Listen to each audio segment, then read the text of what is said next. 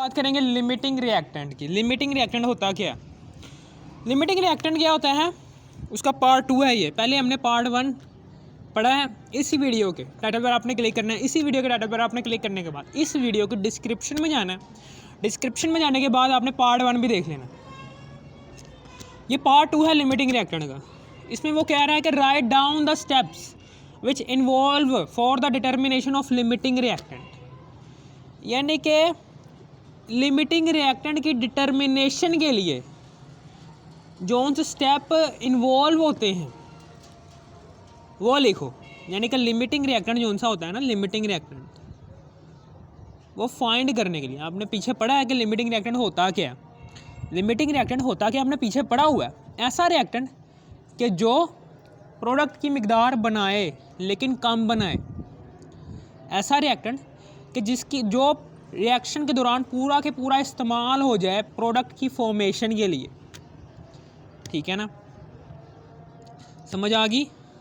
और ऐसा रिएक्टेंट कि जिसकी मिकदार बाकी रिएक्टेंट्स के मुकाबले में कम हो, लिमिटिंग रिएक्टेंट कहलाता है। ये 3 डेफिनेशंस थी, हमने पीछे पढ़ी हैं, ये मैंने फिर दोबारा से बताया।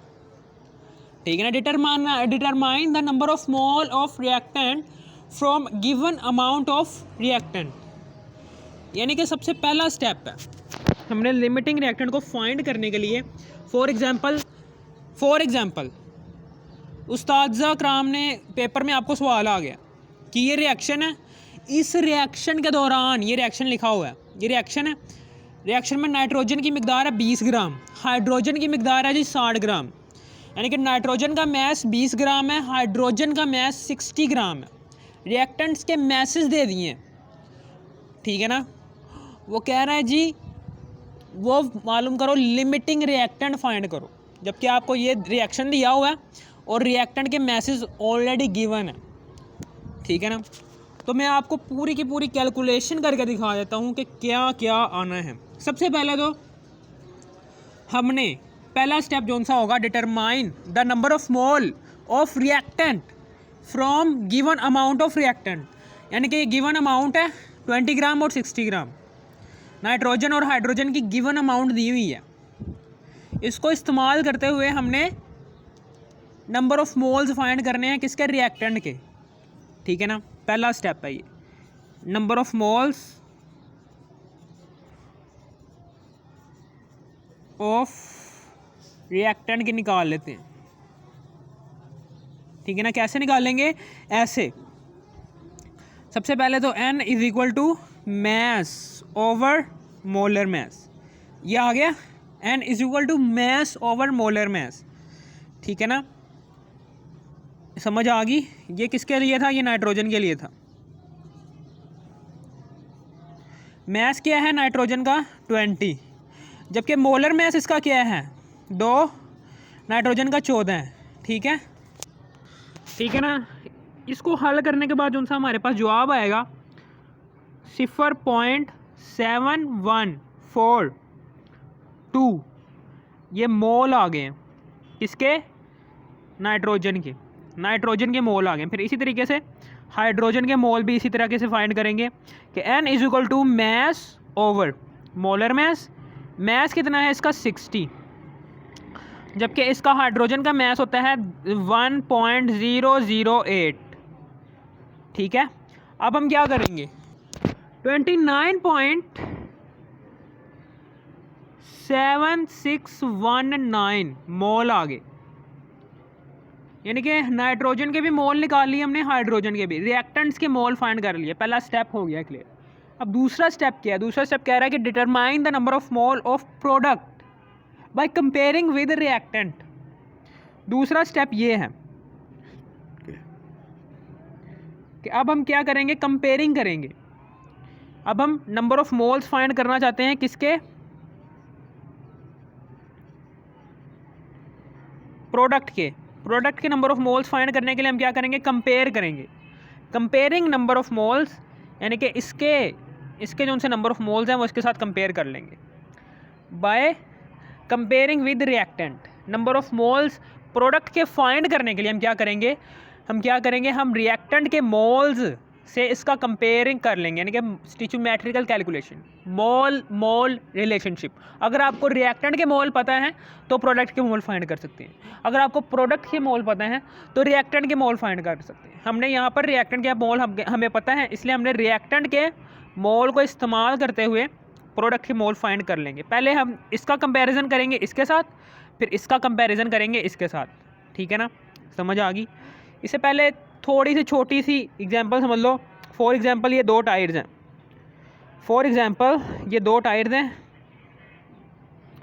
2 टायर्स हैं, 10 टायर हैं, और यहाँ पर फ्रेम जोन से हैं साइकिल्स के फ्रेम जोन से हैं वो ये हैं।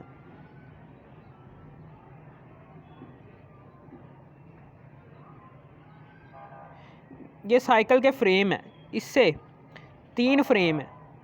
तो आप बताओ यहाँ पर कितनी साइकिल्स बनेंगी। हमें ज़ाहिर सी बात है कि 10 टायर हैं, 10 टायर में से हर साइकिल में 2-2 टायर लगेंगे, तो 2 टायर हर साइकिल में लगेंगे, और कितने फ्रेम है, 3 है, तो ज़ाहिर सी बात है 6 साइकिल्स बन जाएंगी ना। इसका मतलब है क्या कि यहाँ पर ये जो सा फ्रेम वाला ये वाला है, ये फ्रेम जो सा है, ये फ्रेम 6 साइकिल कह रहा हूँ, 6 टायर लगेंगे हर साइकिल में, और यहाँ पर बनेंगी 3 साइकिल, ठीक है ना। ये कॉन्सेप्ट याद रखना कि यहाँ पर एक्सेसिव रिएजेंट जो सा रिएक्शन के दौरान पूरा के पूरा इस्तेमाल नहीं हुआ, कुछ रह गया है, 4 टायर रह गए हैं, ये क्या है, ये एक्सेसिव रिएजेंट है। और जबकि जो रिएक्टेंट पूरा के पूरा इस्तेमाल हुआ रिएक्शन के दौरान, और प्रोडक्ट भी इस रिएक्टेंट के इक्वल बन रही है, प्रोडक्ट की अमाउंट को भी कंट्रोल कर रहा है, ठीक है ना, और प्रोडक्ट की मिकदार भी कम बना रहा है इसके मुकाबले में। फॉर एग्जांपल अगर 10 के 10 टायर ही यूज़ हो जाते, ठीक है ना, तो 3 के मुकाबले में कितनी साइकिलें बनती, 5 साइकिलें बनती। इस दूसरे रिएक्टेंट के मुकाबले में प्रोडक्ट भी कम बना रहा है, और प्रोडक्ट की मिकदार भी इस रिएक्टेंट के इक्वल है, ठीक है ना। और ये जो उनका रिएक्टेंट है लिमिटिंग रिएक्टेंट, ठीक है ना, ये प्रोडक्ट की मिकदार को भी कंट्रोल कर रहा है, इसलिए ये क्या है, ये लिमिटिंग रिएक्टेंट है। ये एक्सेसिव रिएजेंट, क्योंकि इसके पीछे 4 टायर बच गए हैं ना, तो 4 टायर बच गए हैं, इसका मतलब क्या है कि 4 टायर जो से हैं वो यूज़ नहीं हो पाए, इस्तेमाल ही नहीं हो पाए रिएक्शन के दौरान, वो क्या रह गए, एक्सेसिव रिएजेंट पीछे रह गए, बाकी बच गए हैं। अब हम आगे बात करेंगे number of moles of product, बस ये थोड़ी सी बात याद रखना, ठीक है ना। अब हम कंपैरिजन करवाएंगे लिमिटिंग रिएक्टेंट की कैलकुलेशन के लिए, इसको इसके साथ पहले करवाएंगे, इसको इसके साथ, लिमिटिंग रिएक्टेंट फाइंड करने के लिए, ठीक है ना। नाइट्रोजन का कंपैरिजन करवाया सबसे पहले NH3 के साथ, ठीक है ना, इधर 1 मोल आया, अमोनिया का आया 2, ठीक है ना। अब चूँकि नाइट्रोजन का हमने मोल फाइंड किए हुए हैं, वो ये हैं 0.7142, ठीक है, ये है। इसको 2 को मल्टीप्लाई कर देंगे 0.7142 के साथ, 1.4284 हमने नाइट्रोजन के नंबर ऑफ़ मोल्स हमें पता थे, हमने 1 मोल नहीं रखना, हमने जो मोल फाइंड किए हैं उससे मल्टीप्लाई कराएंगे और नाइट्रोजन के मोल उसी के बराबर लेकर आएंगे, ठीक है ना, जो कि हमने फाइंड किए हैं।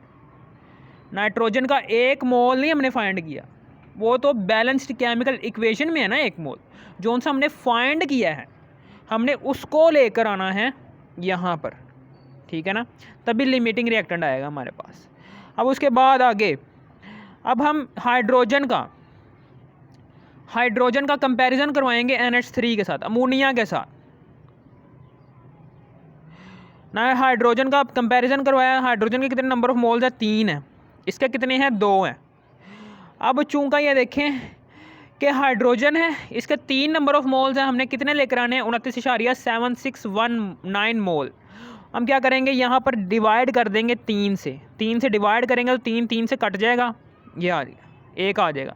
2 को डिवाइड कर देंगे 3 से, फिर इसी तरीके से इसको हम मल्टीप्लाई कर देंगे इधर भी 29.7619 और इसको इसके साथ मल्टीप्लाई कर देंगे 2/3 मल्टीप्लाई बाय 29.7619।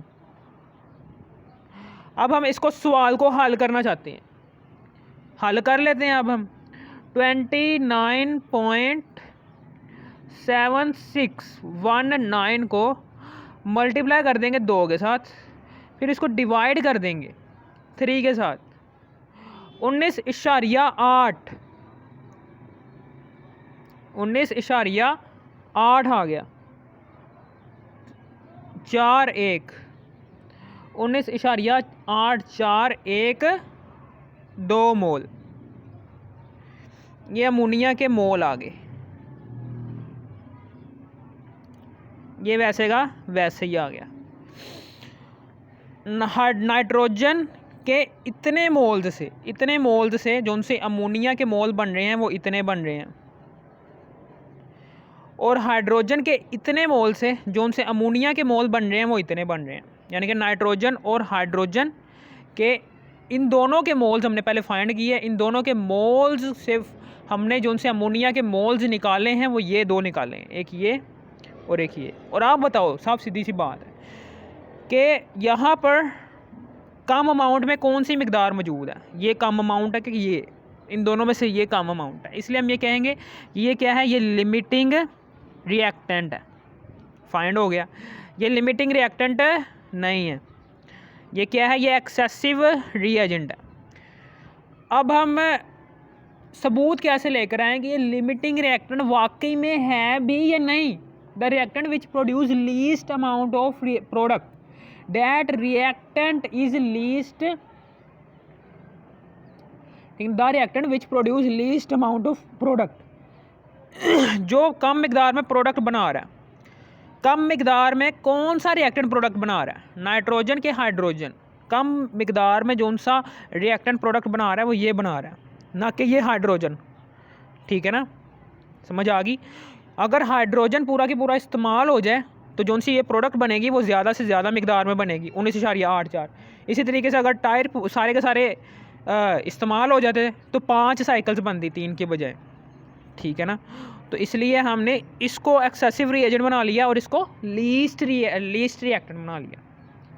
चूँकि यहाँ पर हाइड्रोजन अगर पूरा के पूरा इस्तेमाल हो जाता तो अमोनिया के 19.8412 मोल बनते। अगर नाइट्रोजन पूरा के पूरा इस्तेमाल होता है तो इससे बहुत ही कम मोल बनते हैं, 1.4284। अब इसका सबूत कैसे फाइंड करें? मोल आ गए। मोल से हमें पता है कि मैस भी फाइंड कर सकते हैं, n = mass over molar mass. अब मैस कैसे फाइंड करेंगे? m = n multiply by m। अब n क्या है? n जोन सा है ये है 1.4284। हमारे पास नंबर ऑफ मोल्स हैं ना अमोनिया के। अमोनिया के नंबर ऑफ मोल्स कौन से लेने हैं? जो लिमिटिंग रिएक्टेंट के जितने मोल्स, जाहिर सी बात है कि ये 3 है, 3 ये बनी है तो 3 वो भी बनेंगी। ठीक है ना, समझ आ गई?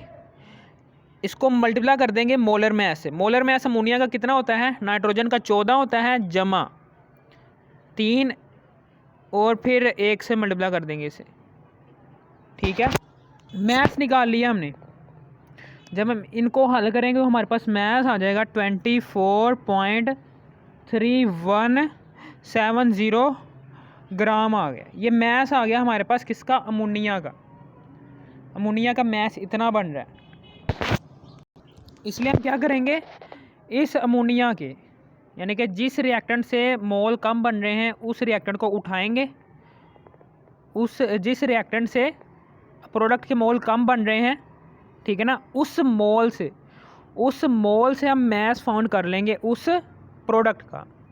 ठीक है ना, इसका मैस कितना आ गया है? 24.3170 ग्राम। ये देखो, अब यहाँ पर नाइट्रोजन से जो सा मैस आया था वो तकरीबन अमोनिया के प्रोडक्ट के इसके इक्वली तो आ रहा है। यानी कि इसका मैस जो सा है वो इसके तकरीबन इक्वल ही है, 4 ज़्यादा आ गए हैं, 4 ग्राम ज़्यादा हो गए हैं, लेकिन इक्वल तो है ना तकरीबन, इससे तो कई गुना कम है ये। इसलिए हम नाइट्रोजन को क्या कहेंगे, ये लिमिटिंग रिएक्टेंट है, या हाइड्रोजन को कहेंगे ये एक्सेसिव रिएजेंट। इस तरीके से हमने लिमिटिंग रिएक्टेंट फाइंड कर लेना है, ठीक है ना। The reactant which produce least amount of product, that reactant is limiting reactant. पहले हमने क्या फाइंड करना है, पहले हमने नंबर ऑफ मोल्स निकाले। मैं फिर दोबारा से बता रहा हूँ, पहले हमने क्या करना है, पहले स्टेप में ये रिएक्शन जो सा होता है, ये जो सा है ये पेपर में आ जाता है सवाल, ठीक है ना। इसी तरीके से पहले रिएक्शन में आपको मैस दिया होगा, रिएक्टेंट्स के मैस दिए होंगे, रिएक्टेंट्स के मोल्स फाइंड कर लेते हैं, number of moles of reactant find कर लेंगे। रिएक्टेंट के मैस दिए होंगे, आपने number of moles of reactant find कर लेने हैं। n is equal to mass over molar mass, ये आ गया। फिर n is equal to mass over molar mass, ये आ गया, ठीक है ना। समझ आ गई यहाँ पर। पहले हमने नाइट्रोजन का मैस से उसके मोल्स निकाल लिए, हाइड्रोजन के मैस से उसके मोल्स निकाले। इस तरीके से हमने रिएक्टेंट के मोल्स फाइंड कर लिए। फिर उसके बाद अब हमने इन मैसेस, ये जो उनसे नाइट्रोजन और अमोनिया को कंपैरिजन करना है, number of moles of product. क्या करेंगे, अब हम नाइट्रोजन का कंपैरिजन करेंगे अमोनिया के साथ, फिर हाइड्रोजन का कंपैरिजन करेंगे अमोनिया के साथ, ठीक है ना।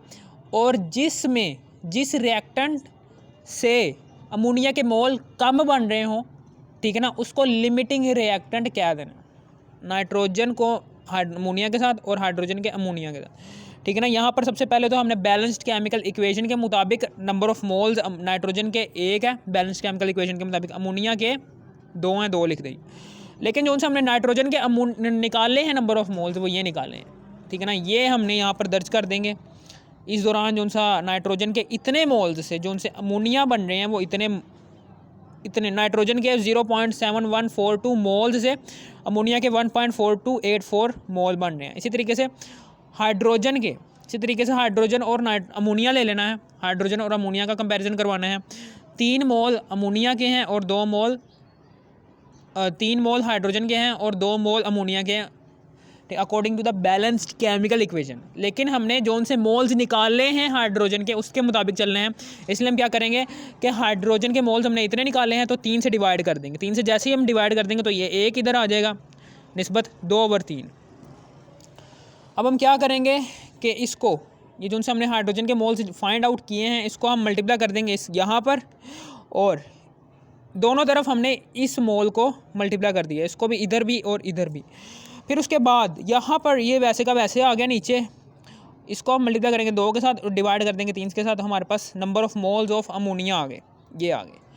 यहाँ पर नाइट्रोजन के इतने मोल से बनने वाले मोल्स, नाइट्रोजन के इतने मोल्स से जो उनसे अमोनिया के मोल्स बन रहे हैं, वो हाइड्रोजन के इतने मोल्स से बनने वाले अमोनिया के मोल्स से बहुत ही कम है। इसलिए हमने इसको लिमिटिंग रिएक्टेंट कह दिया। इस लिमिटिंग रिएक्टेंट के मोल्स से हमने अमोनिया का मैस मालूम कर लेना है, ठीक है ना। और इस तरीके से हमारा ये सवाल एंडिंग पॉइंट पर पहुंच चुका है। अगर आपको इस वीडियो की समझ आ गई हो तो इस वीडियो को कर दो लाइक और subscribe. Thanks for watching me.